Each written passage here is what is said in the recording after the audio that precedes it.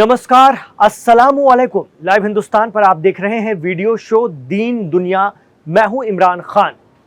Islamic Republic of Iran, जो कि ऐसी कुव्वत, ऐसी ताकत रखता है जिसका लोहा सारी दुनिया ने माना है। ईरान जो एक साथ अमेरिका और इसराइल से भिड़ने की हैसियत रखता है, उन्हें दिन में तारे दिखा सकता है, वही ईरान अब एक नई जिम्मेदारी उठाने को तैयार है।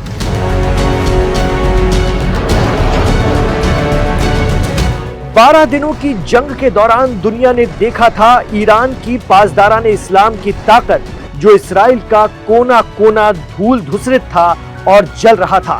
कहा जा रहा है कि ईरान की फौज इसराइल को सबक सिखाने के बाद भी रुकी नहीं है, बल्कि अपनी जंगी तैयारियों को और ज्यादा धार दे रही है।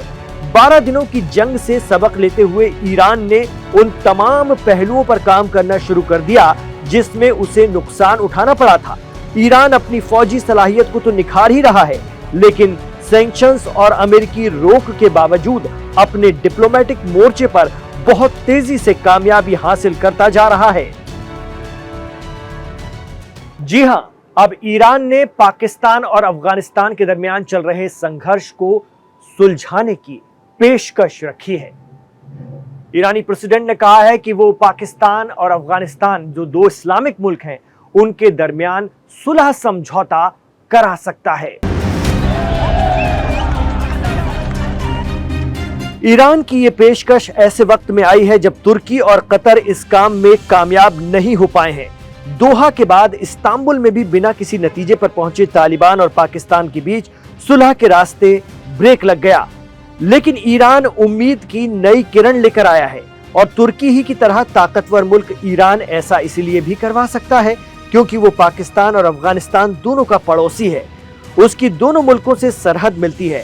वजह सिर्फ ये नहीं है, बल्कि ईरान की वो सोच भी है जिसमें वो चाहता है कि मुस्लिम उम्मा एक हो जाए। उन्होंने कई बार मुस्लिम देशों का आह्वान किया है कि मगरिबी या पश्चिमी ताकतों का चक्कर छोड़कर अरब और मुस्लिम ममालिक को एक साथ आना चाहिए, एक मजबूत फौज बनाना चाहिए। लेकिन अमेरिकी खेमे में रहने वाले ज्यादातर मुस्लिम देश ईरान के इस मशवरे को नजरअंदाज करते रहे हैं। तेहरान में हुई ईसीओ इंटीरियर मिनिस्टर्स की मीटिंग के दौरान ईरान ने अफगानिस्तान और पाकिस्तान को एक साथ बैठाने की पहल की।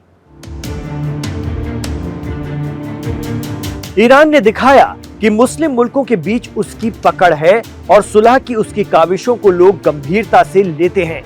कैमरे पर कैद हुई तस्वीरों में पाकिस्तान और अफगानिस्तान के मिनिस्टर मुस्कुराते हुए हाथ मिलाते नजर आए। ये ईरान की कूटनीतिक ताकत को भी दिखाता है, वो भी ऐसे वक्त में जब पश्चिमी देश ईरान को अलग थलग करने की कोशिश में लगे रहते हैं। इसराइल और अमेरिका तो ईरान को उस खित्ते में बर्दाश्त ही नहीं करते, लेकिन तेहरान का ये कदम इलाकाई सियासत में उसकी ताकत और रुतबे को दिखाता है। ईरानी प्रेसिडेंट मसूद पजेश्कियान पहले ही ये प्रस्ताव दे चुके हैं कि ईरान इस खित्ते में पाकिस्तान और तालिबान के मसले दूर करवा सकता है। उन्होंने कहा था कि अगर पाकिस्तान और अफगानिस्तान ईरान के कहने से मान गए तो ये अपने आप में अमेरिका और उसके दोस्तों के खिलाफ ईरान की बड़ी सिफारती जीत होगी। जिस तरह से अमेरिका, इसराइल और उनके साथ मिडिल ईस्ट के अरब मुल्क और दीगर मुस्लिम देश ईरान को अलग थलग करने के लिए खेमाबंदी करते रहे हैं, हाल ही में गजा में हुए हमास इसराइल सीजफायर से ईरान को जानबूझकर दूर रखा गया। सारे अरब और मुस्लिम देश इसका हिस्सा रहे, लेकिन जो ईरान अक्सा की बात करता है, मुकावमत या रेजिस्टेंस को खुलकर सपोर्ट करता रहा है, उसे ही दूर रखा गया।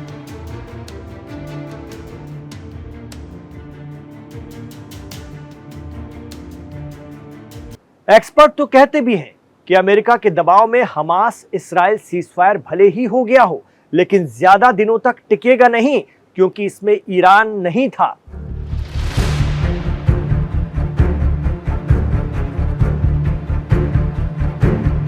यह सीजफायर इसलिए भी नहीं टिकेगा क्योंकि इसमें वो पार्टियां या फरीक थे ही नहीं जो गजा और फिलिस्तीन की लड़ाई लड़ रहे हैं। सीजफायर डील के वक्त तो हालात ये थे कि हमास और इसराइल के नुमाइंदों के बिना ट्रंप, तुर्की और कतर ने डील साइन भी कर दी।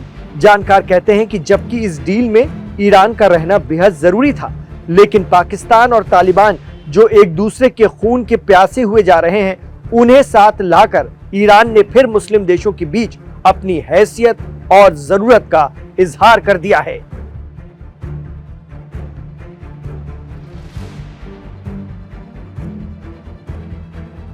मिडिल ईस्ट एक्सपर्ट तो यह भी कहते हैं कि देखा जाए तो सही मायनों में ईरान ही मुस्लिम दुनिया का लीडर बनने का सही हकदार है। खेमेबाजी के शिकार बाकी मुस्लिम और इस्लामिक मुल्क पैसे और हथियारों के दम पर ताकतवर तो हैं, लेकिन डिसीजन के लिए आज भी बड़ी ताकतों का मुंह ताकते हैं। तुर्की की फोर्स तो दुनिया में किसी से कम नहीं, वो तो नाटो मुल्क है। उसकी लीडरशिप चाहे तो इसराइल को घुटनों पर ला दे या कम से कम खित्ते में इसराइल को समेट कर रख दे। हालात ये है कि इसराइल तुर्की की फौजों को गजा के आसपास भी नहीं देखना चाहता। खबर है कि इसराइल ने अमेरिका को कह दिया है कि गजा में उन अरब और मुस्लिम देशों की फौजें ही रहेंगी जो इसराइल के भरोसेमंद हैं। पहले तो इससे ये अंदाजा लगाया जा सकता है कि अरब और मुस्लिम मुल्क अपनी आवाम के सामने भले ही इसराइल के लिए ना करते हैं, लेकिन पर्दे के पीछे उसके भरोसेमंद बने हुए हैं। यही आरोप ईरान की तरफ से भी लगते रहे हैं। इसराइल के तुर्की के लिए एतराज की एक अहम वजह तुर्की के हमास के साथ मजबूत रिश्ते भी हैं। कतर के अलावा हमास लीडर तुर्की में भी पनाह लिए हुए हैं।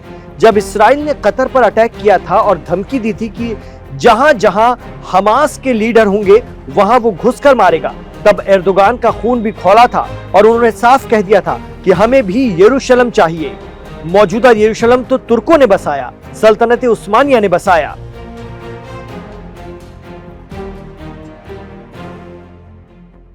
लेकिन गजा में इसराइल की जारहियत के खिलाफ इसराइल के साथ कारोबारी रिश्ते खत्म करने का दावा करने वाले एर्दोगान अब भी गजा में ही इसराइल की आक्रामकता को रोक नहीं पा रहे हैं।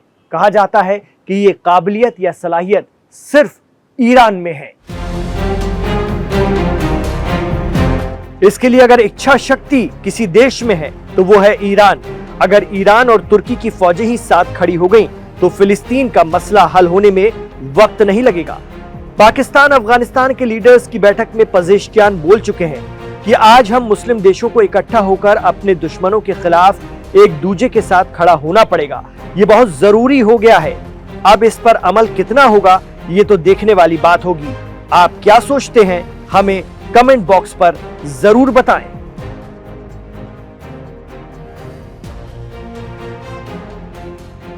वैसे भी इमाम खामनेई अक्सर कहते रहे हैं, जो कि ईरान के सुप्रीम लीडर भी हैं, कि तमाम मुस्लिम उम्मा को, मुस्लिम ममालिक को एक होना चाहिए, साथ मिलकर मिडिल ईस्ट में विदेशी ताकतों को खदेड़ना चाहिए और इसराइल को उसकी आक्रामकता के खिलाफ एक मोर्चा बनाकर रोकना चाहिए। लेकिन अफसोस कि ऐसा हो नहीं पाता है और इसकी वजह है मिडिल ईस्ट की वो सियासत जो अमेरिका के इर्द गिर्द घूमती है और अरब मुल्क इसमें फंस चुके हैं। यही वजह है कि ईरान को अब भी अपनी ताकत पर भरोसा है और वो इनके बीच के मसले सुलझाने की भी हैसियत रखता है। अरब ही नहीं, मुस्लिम ममालिक की भी, और पाकिस्तान अफगानिस्तान के बीच उनकी बैठक करा करके उनसे हाथ मिलवाकर और उनके बीच में मुदाखलत करते हुए समझौता कराना ईरान की जो प्रायोरिटी है वो दिखाती है कि वो उसको लेकर कितना गंभीर है। आप क्या सोचते हैं ये भी हमें कमेंट बॉक्स पर ज़रूर बताइएगा। इमरान खान के साथ आखिर तक जुड़े रहने के लिए आपका बहुत बहुत शुक्रिया। आपसे गुजारिश रहेगी कि हमारे इस वीडियो को लाइक ज़रूर कीजिए, हमारे चैनल लाइव हिंदुस्तान को सब्सक्राइब करना ना भूलिएगा। इमरान खान के साथ जुड़ने के लिए बहुत शुक्रिया। अपना ख्याल रखिए, अपनी दुआओं में हमें याद रखिए।